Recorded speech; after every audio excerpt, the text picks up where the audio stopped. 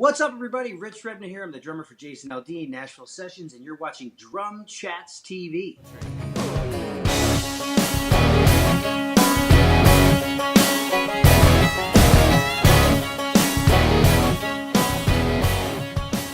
Hey everyone, this is Travis with DrumChats, and I had the honor to be chatting today with Mr. Rich Redmond, Nashville drummer and drummer for Jason Aldean. Rich, thanks for making time for us, man. Yeah, man, of course. Thanks for having me. So let's just get started. Kind of what you've been up to lately. You've been touring for God knows how long. You're a big clinician and teacher. You've got your own web series on YouTube. I mean, what have you been up to lately, man? Yeah, I think it's just kind of juggling all that stuff. I'm on my 18th year playing with Jason Aldean, and we have our 8th record coming out. And I played on that. I played on every Jason Aldean song. I've done every tour. I've been in every music video, every television show. So it's been an amazing ride. Same bunch of guys, playing in the band the entire time, which is very rare in the music industry. So next week, we're getting ready to go to Burbank to do Ellen and iHeart, and then we're off to Vegas to do the ACM Awards, and then to New York City to do Colbert and the Today Show and Spotify and all these visits that we've got to make to promote this record. And then we have a tour this year promoting this record, which will be 36 shows between May and September, and I have a beautiful new set of Darth Vader GW drums. I've got like a matte black finish, black rims, black heads. I wear black. The only thing that's going to be popping is going to be the shimmer of the cymbals and the shimmer of my silver hair. So everything's going to be black. Cool. So that's really fun. And then I'm continuing to just record in Nashville and Los Angeles, and then I teach via a cool new app called Meet Hook, and it's MEET Hook. It's available on the App Store, and it's like me and Daru Jones and Kenny Aronoff and all your Chris Coleman. We're all on there, and we can do lessons via the internet and even career counseling if you want to know how to make it in the music business and that kind of stuff. Yeah. So doing that and continuing to write songs. I have a new production company called 1225 Entertainment. And then in between that, I'm working on 2 books, and I study acting, and I do my motivational speaking for corporate America. So, As a matter of fact, I'm now an international speaker because I just went and spoke to the largest telecommunications company in Mexico. Wow. And it made me think, man, I really need to learn Spanish. So, so I'm adding that to my list. I really want to learn how to speak Spanish. But life is just about juggling all these things, Yeah, for sure. Man, busy dude. So let's kind of go back. I think a lot of people want to know, as big of a drummer as you are and as big as your name is, where did you start? When was the first time you picked up sticks, and how did you get to where you are today? It's a great question. The year was 1976. Dinosaurs roamed the earth. If anybody has seen any of my interviews, I start everything the same way. Yeah. Dinosaurs roamed the earth, and I studied at this place called the Milford Percussion and Guitar Workshop in Milford, Connecticut. I'm a New England kid. Great teacher. Jack Berge taught me how to hold the drumsticks. We started working on Joel Rothman books. I was listening to Kiss records, and I added a bass drum and a cymbal and was playing along Kiss records and Queen records. And I joined the school band in the 5th grade when I moved to El Paso, Texas. And Texas has an amazing music education program, so that was really, really great for me. And then in 1983, the Police came out with a record called Synchronicity. And then soon after, Van Halen, 1984, everybody was glued to MTV 24 hours a day, and I just kind of fell in love with that and said, this is what I'm going to do with my life. And there was a focus, there was a laser focus. I never said there was going to be a plan B. The closest I got to a plan B was, I have my master's degree in music education, so if I wanted to, I could be a college professor. As a matter of fact, I am a college professor. I teach drum set at the University of North Alabama right now, which is really fun. It's like I get in my car, and it's like a 2.5-hour drive. I'm just like, me time, alone in a car. And so I'm just having a good time doing that. But I prefer what I'm doing now, which is just juggling all these cool music and entertainment enterprises. But that led me to, go to the University of North Texas. I went to Texas Tech University, studied with Alan Shin, and then I went to the University of North Texas and studied with Robert Chitroma, Ed Sove, Henry Oxtel, and Ron Fink. And they're 4 of the most famous educators in the world. Had an amazing time, moved into Dallas, lived in Dallas. I was in school with a very robust class of drummers. It was your Rob Sherian, it was Keith Carlock, it was Luke Adams, it was Jason Sutter, it was Jim Riley. We were all in school around the same time. Okay. And Ari Honig, the world famous jazz drummer that plays melodies on his drums, he had a practice room right next to me. So we were all kind of in there, kind of hustling, trying to figure out what kind of drummers we wanted to be. And we would drive into Dallas, and I was playing in mega churches, and I had fusion bands and top 40 bands, and I played in horn bands, and that's when I first started working with clicks and sequences with this cool top 40 band called Random Access that's actually still plays today in Dallas. Okay. And in then 1997, I had an opportunity to audition for Trisha Yearwood, Dina Carter, and Barbara Mandrell, all within a 3-week period in Nashville.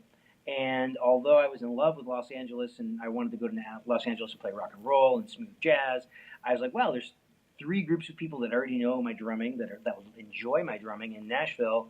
Dina Carter had come out with this cool record called Did I Shave My Legs for This, with a song called Strawberry Wine. And I was like, wow, this is like Linda Ronstadt. This is like West Coast country. Maybe I can do that. And that was 21 years ago. So yeah. Wow. So how did you get connected with Jason, having that long list of history? How did you get connected with him? Yeah. A lot of people think that the music business is based on auditions, and maybe it was back in the day, but it's always been a people business, and even more than ever, it's a serious relationship business. Okay. And I met Jason's guitar player, Kurt Allison, in 1997. Yeah. I was playing in his dad's band, and then through Kurt enjoying my drumming, he recommended me to a bass player named Tully Kennedy, who... his uncle wrote songs at Warner Chappell Publishing. Jason was a songwriter at Warner Chappell Publishing, and he needed a band. So Kurt recommended me to Tully. Tully brought me in, and we were one of Jason's first backing bands in 1999.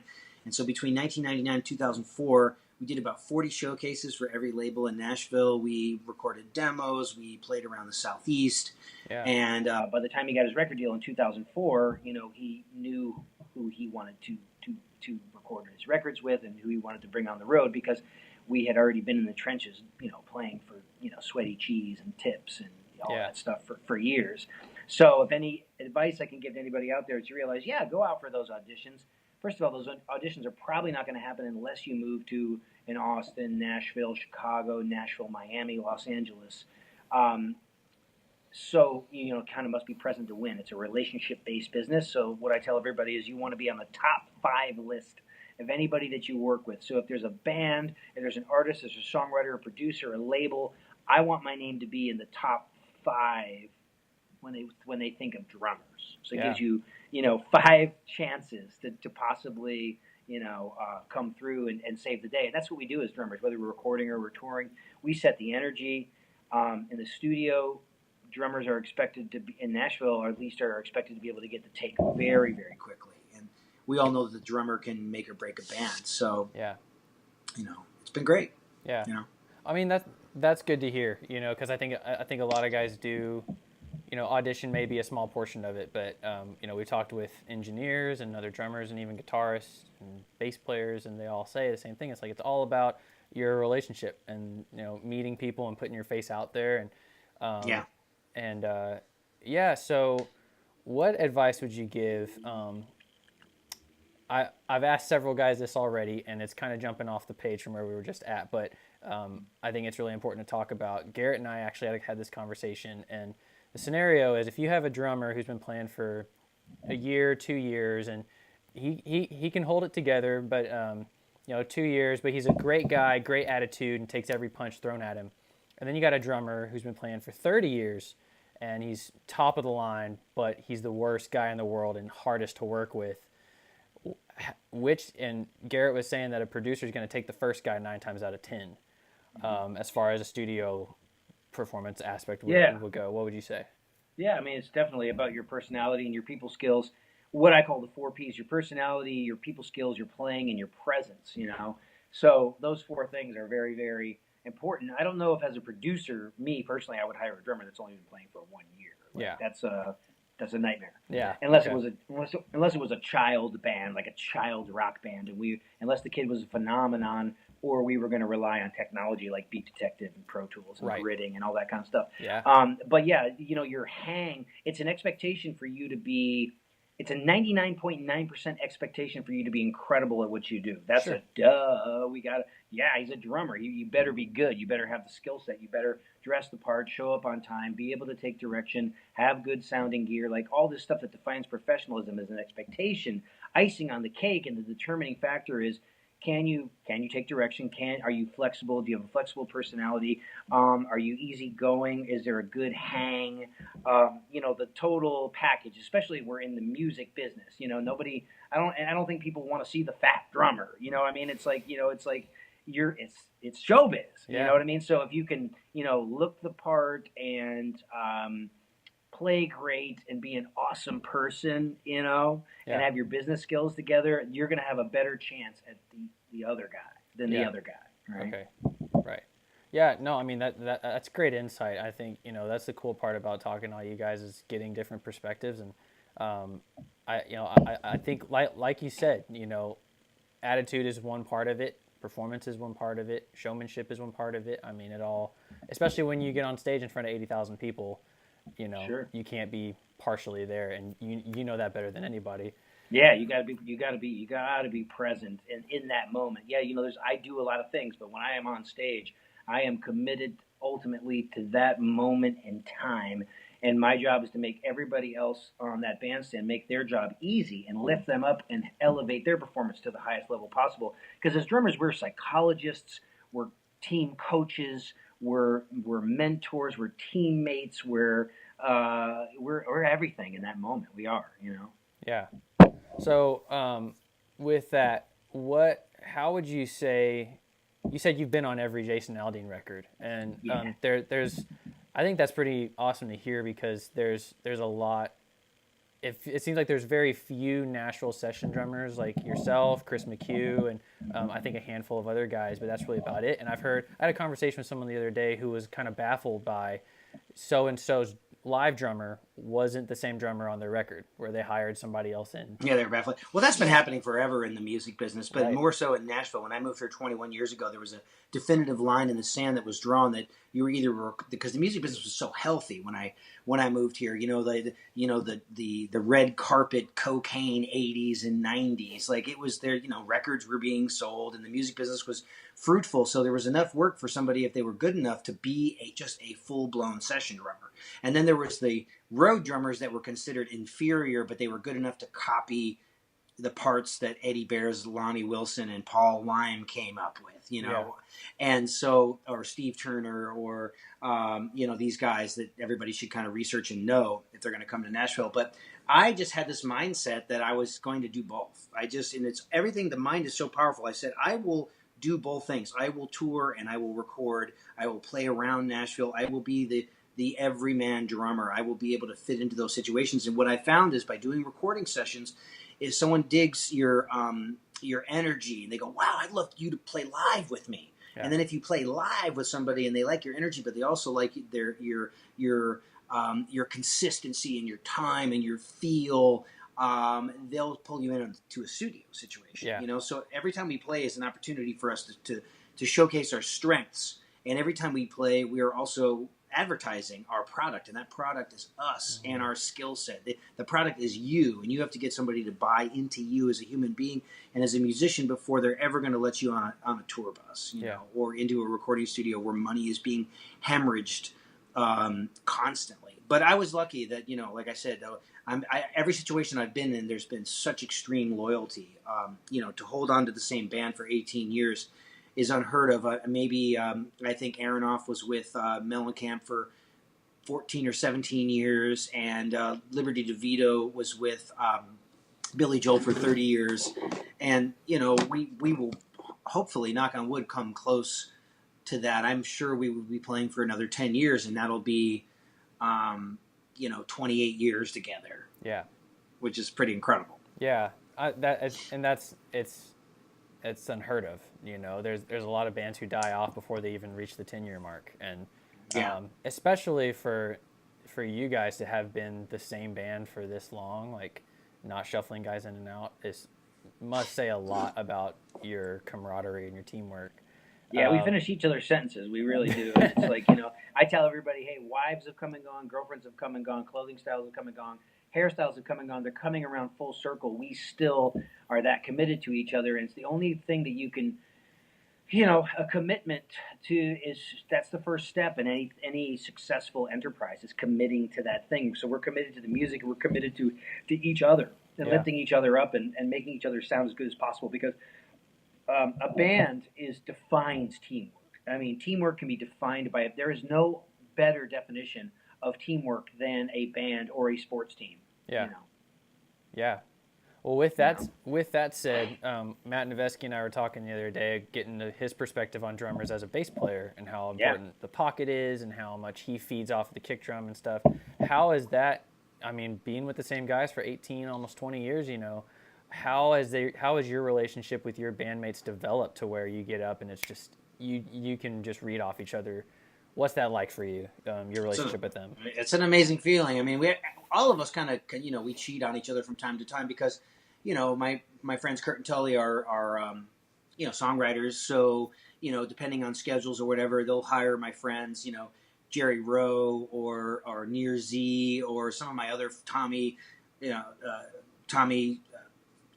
There's a lot of Tommies in Nashville, but yeah. So they'll hire one of my colleagues, and I'm like, that's fine, I mean, and we had a production company for about a decade. We produced a couple hits for Thompson Square and a #1 song for Parmalee, and it's just that time in the trenches together. Those 10,000 hours. You can't replace that. But yeah, we'll occasionally enjoy, cheating on each other, whether it be for our own enjoyment or just, out of scheduling. But when we come home to that home environment where it's just like so natural. Yeah.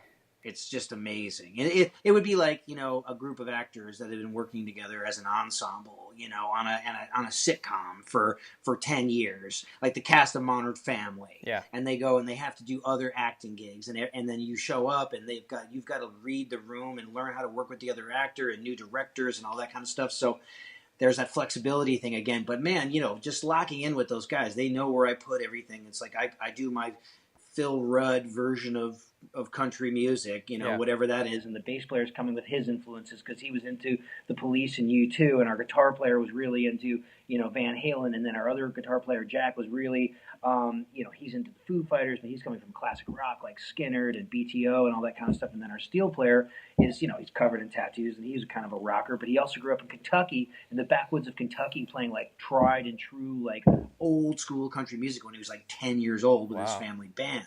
Yeah. So you put all those influences together, and obviously with Jason, who's really into rock and roll, he's really into classic rock, but he's also into Tracy Lawrence and traditional country music, and then Johnny Cash, and then he's also into Otis Redding and all the soul artists that came out of Macon, Georgia. Yeah. You put that together, and you got all these musical influences, and it's create its own special brand of things, Yeah. Okay. Yeah. So with that, you're playing with the guys, building those relationships, and going on tour and making sure that you sound good. You're playing DW and Sabian and a few other guys. I actually started using sim pads because I saw them on your kit. Oh, cool. And so a little product placement there. But oh, nice. Well, what I like about them is that it offers a solution to changing the sound of your cymbals. But really, I just liked them because they were colorful. Yep, you know what I mean? It's like here's a splash of red or a splash of white on your kit, and we're in showbiz, right? So like my kit changes. My kit is it's basic food groups. It's either a black sparkle, a red sparkle, or a black and red sparkle. Yeah. And because those are my two favorite colors, and any kind of thing you could do to set yourself apart with like branding. So when people see your kit, they go, oh, that's Redmond's kit. When you see Sean Pelton play on television, you see him with the newsy beanie, when you see Aronoff, that the tom is on the wrong side of the kit. Any kind of little thing like you could do like that to kind of set yourself apart. Because my kit is just a basic, Ringo Bonham setup. And a couple tours, I had this auxiliary hi-hat over here on the right so I could high stick way high, for the big venues, but still have the sound of the hi-hat. And then the guys in my band were yelling at me because they didn't like the sonic differences of the two different hi-hats. It was kind of freaking them out a little bit. Okay. Even though I had two of the same brand and models, they're going to sound a little bit different. So I said, okay, no problem. Got rid of it, and now I'm just back on one set of hi-hats. Yeah. That was the thing that drew me to sim pads. I went with Matt White, DW Hardware, and then went and did the blue sim pads, and just the whole aesthetics of it's just really cool. Oh yeah. It's just a fun thing, and everybody's making great drums. Obviously, what I love about DW is all the companies that I endorse is even more so than the product is the people behind the product and the story of the brand. I mean, DW is an American dream. It's an American company that was born in a garage in 1971. They have a huge market share of the drums, and no stone is left unturned. I mean, they look at every detail. They're trying to constantly reinvent the wheel. Mm-hmm. And usually I play just stock stuff. I don't do serious custom stuff. I just say I want to play a set of drums that a kid can go to Guitar Center or Sam Ash and buy, Okay. Yeah, no, I was about to ask. I think a lot of guys, wonder what touring guys are playing and if it's all custom made and stuff. And I was going to ask you, getting into your rig, I'm sure a lot of guys want to know. And I've seen a couple videos where you do a rundown, but what is your setup? I mean, I know you got a lot going on, but I just play the DW technology from '71. Just the the maple standard shells. Yeah. Either 12, 16, 18 or 13, 16, 18, and then the 24-inch kick. It's always a 24. I've had 24 by 20, 24 by 18. This year, I think I'm going to do 24 by 16. So it's just a little shallower. Yeah. And then standard 9,000 hardware, which I've never had a problem. I was with other drum companies for about a decade. Things were always shredding and stripping and breaking, and there's never been a problem with DW. And then the snare drums are usually like a matching 5.5 that matches the finish, or I'll do a 5.5 Black Beauty copy, or I'll do a 5.5 aluminum, or a 5.5 concrete. Okay. So I kind of like the 5.5 because I'm short, and the 6.5 just makes you have to raise your throne up a little bit higher, Yeah. And then the in the studio in Nashville, I use a maple mahogany kit in black and red sparkle fade that was hand painted by our friend Louie there at the DW factory.